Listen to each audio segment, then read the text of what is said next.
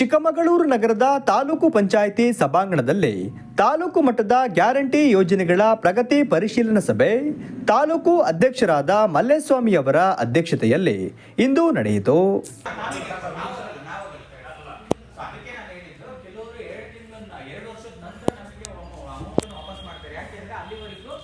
ಯಾರು ನಾಮಿನಿ ಇರ್ತಾರೆ, ನನ್ನ ತಾಯಿನೋ ಅಥವಾ ತಂದೆನೋ ಡೆತ್ ಆಗಿದ್ದಾರೆ ಅಂತೇಳಿ ಅವ್ನು ಹೋಗಿರಲ್ಲ ಬ್ಯಾಂಕಿಗೆ.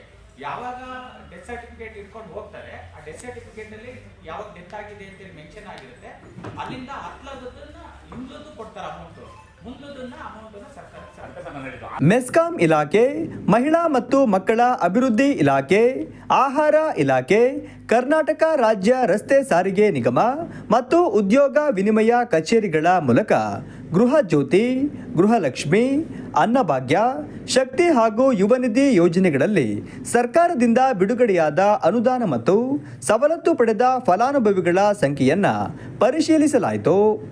ಅದರಲ್ಲಿ ಜೀರೋ ಬಿಲ್ಲಿಂಗ್, ಶೂನ್ಯ ಬಿಲ್ಲಿಂಗು 52,870 ಸಾವಿರಗಳಲ್ಲಿ ಶೂನ್ಯ ಬಿಲ್ಲಿಂಗ್ ಕೊಟ್ಟಿದ್ದಾರೆ. 47.86 ಕೋಟಿ ನಾವು ಅನುದಾನವನ್ನು ನಾವು ಸಬ್ಸಿಡಿಯನ್ನು ಕೊಟ್ಟಿದ್ದಾರೆ. ಅದೇ ರೀತಿ ಭಾಗಶಃ ಪಾರ್ಷಲಿ ಬಿಲ್ ಆಗಿರುವಂಥವು 31,600 ಸರ್. ಅದರಲ್ಲಿ 44.41 ಕೋಟಿ ಅನುದಾನವನ್ನು ಸಬ್ಸಿಡಿಯನ್ನು ಕೊಟ್ಟಿದ್ದಾರೆ. ಒಟ್ಟು 82,470 ಸಾವಿರಗಳಿಗೆ 92.27 ಕೋಟಿ ಒಂದು ಅನುದಾನ ಸಬ್ಸಿಡಿಯನ್ನು ನಾವು ಮೆಸ್ಕಾಂ ವತಿಯಿಂದ ಕೊಟ್ಟಿದ್ದೀವಿ ಸರ್.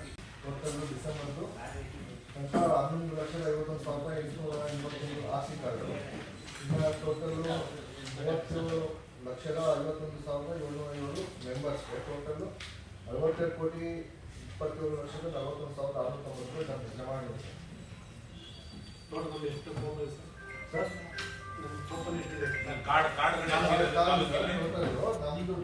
ಪಂಚ ಯೋಜನೆಗಳ ಸವಲತ್ತುಗಳನ್ನು ಪಡೆಯಲು ಬಾಕಿ ಇರುವ ಫಲಾನುಭವಿಗಳ ಅರ್ಜಿಗಳನ್ನು ವಿಲೇವಾರಿಗೊಳಿಸುವ ಕುರಿತು ಚರ್ಚಿಸಲಾಯಿತು.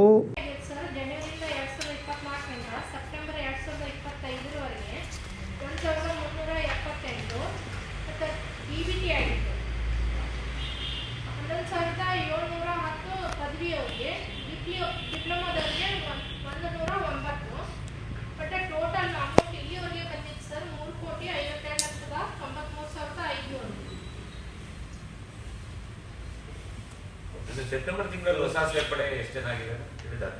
16.